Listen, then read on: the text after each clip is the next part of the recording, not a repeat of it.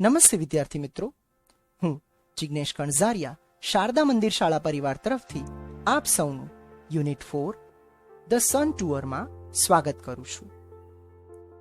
આજના વિડિયો લેક્ચરમાં આપણે એક્ટિવિટી 4 સોલર એનર્જીના બાકીના પેરેગ્રાફ અને તેના ક્વેશ્ચન આન્સર્સ સમજીશું.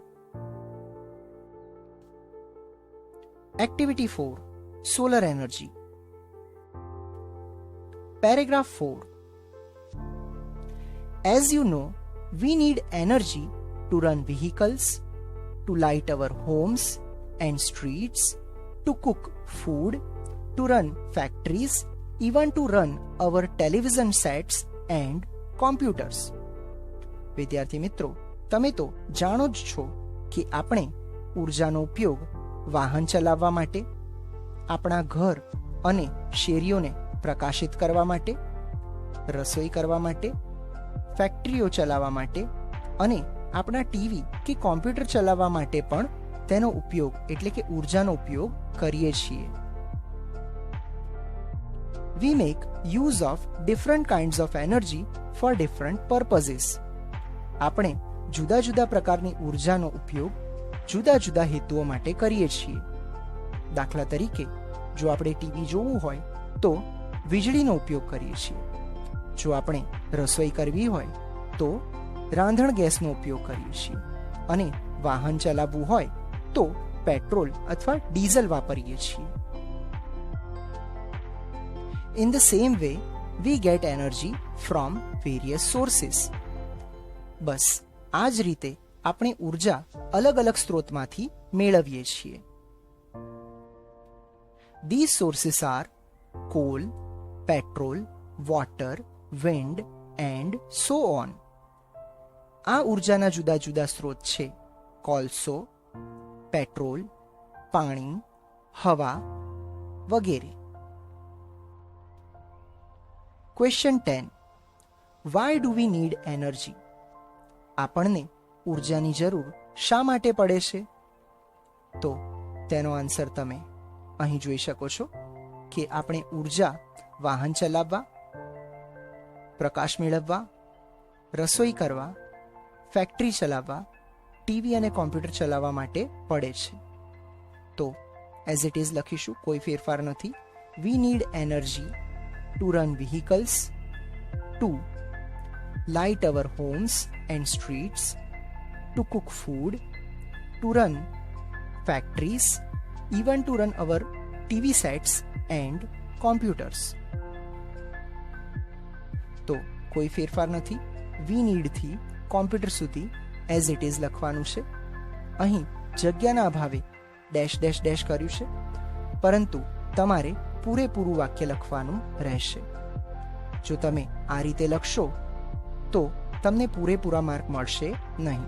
તેથી તમારે આખું વાક્ય લખવાનું. Question 11. Name some sources of energy. ઉર્જાના જુદા જુદા સ્ત્રોતના નામ આપો. તો તે સ્ત્રોત તમે અહીં જોઈ શકો છો: કોલસો, પેટ્રોલ, પાણી અને હવા. તો આપણે લખીશું કોલ, પેટ્રોલ, વોટર અને છેલ્લા નામની આગળ લખીશું and wind. Paragraph 5. Scientists have generated electricity from the sun rays. વૈજ્ઞાનિકો સફળતાપૂર્વક સૂર્યની કિરણોમાંથી વીજળી ઉત્પન્ન કરતા શીખી ગયા છે. In fact, scientists believe that in a warm country like India, the sun can be a major source of energy. અને ખરેખરમાં તો વૈજ્ઞાનિકો દૃઢપણે માને છે કે ભારત જેવા ગરમ દેશોમાં સૂર્ય એ ઉર્જાનો મુખ્ય સ્ત્રોત બની શકે છે. During recent times, numerous experiments have been conducted in Gujarat to tap this natural source of energy. તાજેતરમાં જ ગુજરાતમાં ઘણા બધા પ્રયોગ હાથ ધરવામાં આવ્યા છે જેથી ઉર્જાના કુદરતી સ્ત્રોતને ઉપયોગમાં લઈ શકાય. The heat from the sun rays is utilized to produce energy. સૂર્યના કિરણોમાંથી જે ગરમી મળે છે તેની મદદથી ઇલેક્ટ્રિસિટી એટલે કે વીજળી ઉત્પન્ન કરવામાં આવે છે. People have already started making use of solar cookers, solar heaters, solar batteries, etc. અને આજકાલ તો લોકોએ solar cooker, solar heater, solar battery વગેરેનો ઉપયોગ કરવાનો પણ શરૂ કરી દીધો છે. Question 12. What can be a major source of energy in warm countries? ગરમ દેશોમાં કયો સ્ત્રોત ઉર્જાનો મુખ્ય સ્ત્રોત સાબિત થઈ શકે છે? તો ત્રીજી લાઈનમાં તમે જોઈ શકો છો કે ગરમ દેશોમાં સૂર્ય ઉર્જાનો મુખ્ય સ્ત્રોત સાબિત થઈ શકે છે. તો આપણે વોટ શબ્દ હટાવીને ધ સન લખીશું. બાકીનું વાક્ય as it is can be a major source of energy in warm countries. તો સિમ્પલ છે, વોટના બદલે તમારે લખવાનું છે ધ સન અને બાકીનું વાક્ય can be a major source of energy in warm countries. Question 13. What have people already started using? લોકોએ અત્યારથી જ કઈ વસ્તુઓનો વપરાશ શરૂ કરી દીધો છે? તો અહીં લાસ્ટ લાઈનમાં તમે જોઈ શકો છો કે લોકોએ already solar cooker, solar હીટર્સ, solar batteries વગેરે વાપરવાનું શરૂ કરી દીધું છે. તો આ જ line as it is people have already started making use of solar cookers, solar heaters, solar batteries, etc. તો કોઈ ફેરફાર નથી. પીપલ હેવ થી એટસેટ્રા સુધી જેમ છે તેમ જ લખવાનું છે. Paragraph 6.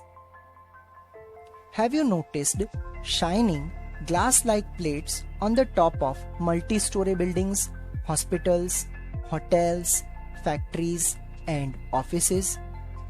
વિદ્યાર્થી મિત્રો, શું તમે કદી ઊંચી બિલ્ડિંગો ઉપર જેમ કે બહુમાળીય ઇમારતો, હોસ્પિટલ, હોટેલ, ફેક્ટરી, ઓફિસીસ આ વગેરે ઉપર ચમકતી કાચની તકતીઓ જોઈ છે? They are solar heaters. આ કાચની તકતીઓ સોલર વોટર હીટર હોય છે. This device collects energy from the rays of the sun. આ ઉપકરણ સૂર્યની કિરણોમાંથી ઊર્જા કલેક્ટ કરે છે. This energy is converted into heat. આ ઊર્જાનું રૂપાંતર હીટ એટલે કે ગરમીમાં થાય છે. The heat produced from solar energy is used to heat water. ત્યાર પછી આ ગરમીની મદદથી પાણીને ગરમ કરવામાં આવે છે. This water then is put to varied use such as bathing, cooking, cleaning, washing, drinking and so on.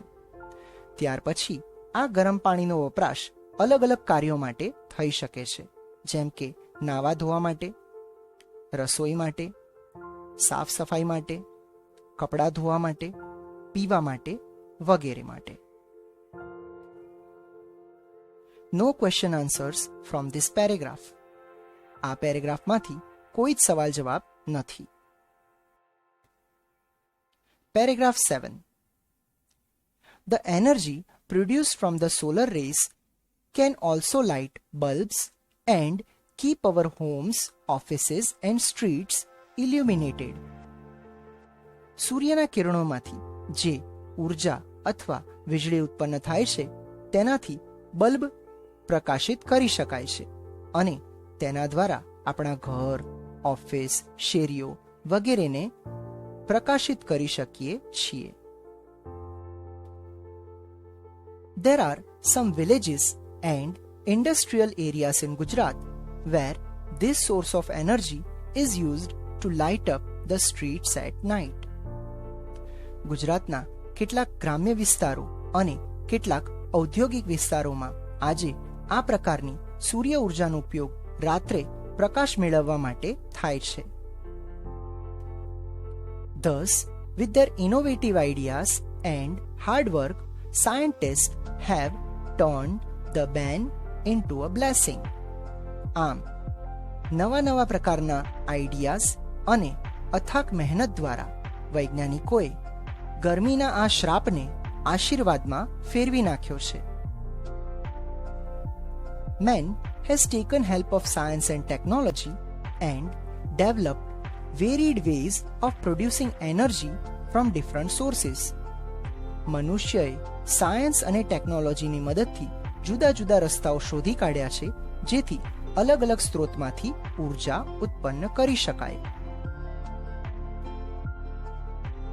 Question 14. Solar energy is used in dash and dash of Gujarat. ગુજરાતમાં સોલર એનર્જીનો ઉપયોગ ખાલી જગ્યા અને ખાલી જગ્યામાં થઈ રહ્યો છે. તો આ બે ખાલી જગ્યામાં જવાબ આવશે કેટલાક ગ્રામ્ય વિસ્તારોમાં અને કેટલાક ઇન્ડસ્ટ્રીયલ એટલે કે ઔદ્યોગિક વિસ્તારોમાં. તો જવાબ છે some villages and industrial areas. Question 15. We can use solar energy to light our homes. આપણે સોલર એનર્જીની મદદથી આપણા ઘરને પ્રકાશિત કરી શકીએ છીએ. True or false? તો આ વિધાન ટ્રુ છે કે ફોલ્સ? તો અહીં તમે જોઈ શકો છો કે સોલર એનર્જીની મદદથી આપણે માત્ર ઘર જ નહીં, ઓફિસ, શેરી, રસ્તા વગેરેને પ્રકાશિત કરી શકીએ છીએ. તો આ વિધાન ટ્રુ એટલે કે સાચું છે. Question 16. Give synonym of the word curse. Curse એટલે કે શ્રાપ.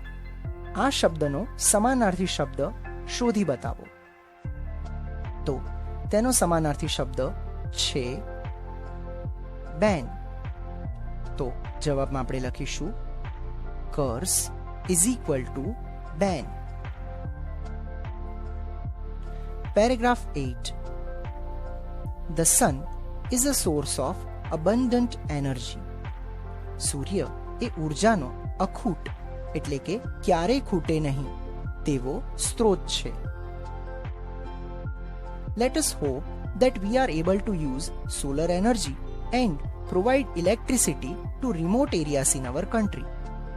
ચાલો આપણે આશા રાખીએ કે ભવિષ્યમાં આપણે સૌર ઉર્જાની મદદથી આપણા દેશના દૂર દૂર આવેલા વિસ્તારોમાં વીજળી પહોંચાડી શકીશું. That's indeed a ray of hope, isn't it? તે ખરેખર આશાનું કિરણ છે, ખરું ને? No question answers from this paragraph. આ પેરેગ્રાફમાંથી કોઈ સવાલ જવાબ નથી. વિદ્યાર્થી મિત્રો, અહીં આ વિડિયો લેક્ચર સમાપ્ત થાય છે. Thanks for watching. આશા રાખું છું કે આજે ચલાવેલ તમામ પેરેગ્રાફ તમને સૌને સરસ રીતે સમજાઈ ગયા હશે. જો તમને વિડીયો ગમ્યો હોય તો તેને લાઈક કરો, ધોરણ 8ના અન્ય વિદ્યાર્થીઓ સાથે શેર કરો and do subscribe our channel for more upcoming videos. ફરી મળીશું. ત્યાં સુધી સ્ટે હોમ, સ્ટે સેફ.